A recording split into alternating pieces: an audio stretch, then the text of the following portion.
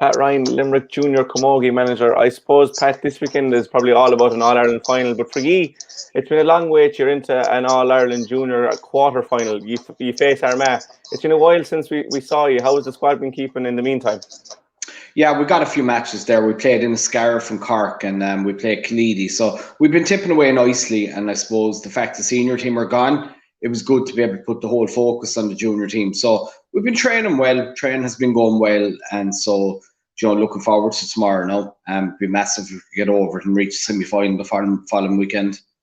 And I suppose to get a break in a championship the way it's been, you probably didn't know yourselves with the 31st July was the last time we saw you when you beat Down.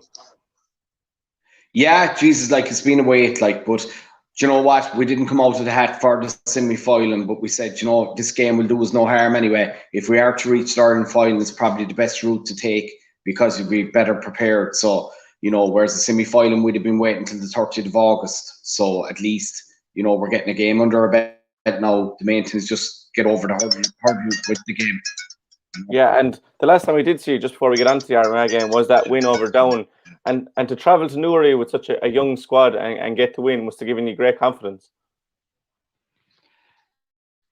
Yeah, it was. Yeah, I suppose those long journeys, it's hard to go up and perform. I remember when I was involved with Antrim, when you get off a bus, it takes you a while to get into it. In half time, there was very little in it, but second half, the girls threw off the shackles and Valerie Shanahan got a few goals in that. So, to go those long journeys, you're never going to get anything easy when you go up north. So it was great just to get over the line and, I suppose just dying to get out now and play a championship match again. And obviously you're playing Armagh, and as last year's champions, the pedigree they're going to bring this weekend. Yeah, look, they're champions, and I went down to Buffers Alley, Shane Fitzgerald and myself went down to watch them last weekend, and they're very physical, so we wouldn't want to be bunching the play, and look, they're kind of more experienced than our players. Maybe most of our players are 18, 19, but we just can't play into their hands and just play a fast game, I'm hoping for, and it's going to be a right battle tomorrow in Kinnegad, there's no doubt about that. And you talk about their experience and your own side throwing off the shackles. You've really kind of played like that this year with no fear, even though you're such a young squad.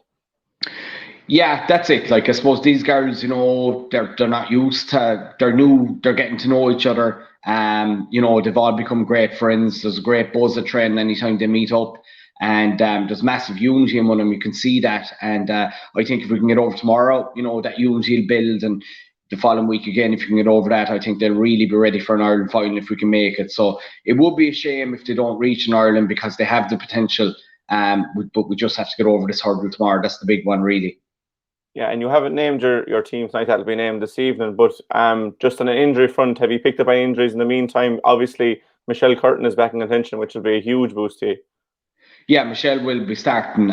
So look, it's great. It seems like an eternity since Michelle played, but it's massive to have her back, So yeah, there's one or two changes, but it's mostly a settled team. But it's all about the 20 players at the end of the day that we have our 5 subs ready to come on. We explained that last night at training. So so ready to go, I guess. And just with the ladies footballer obviously playing on Saturday as well, there's just a clash there. It's probably something that's way too prevalent for your squads that the players have to make a decision. Yeah, we left it up to the players involved. I think it'd be very unfair for a manager to put pressure on a player. To be fair, they've committed to both squads and it's great credit due to them. So we always leave it up to the player themselves. And I think it would be wrong for a manager to push a player either way, Yeah, and obviously on the same day, and an hour before you throw in, the minors are in All-Ireland quarter-final action against Kilkenny. A lot of your side would have came through the minor ranks with Limerick. They got to an All-Ireland final in 2019. There's a real growth in Limerick Camogie, especially with underage.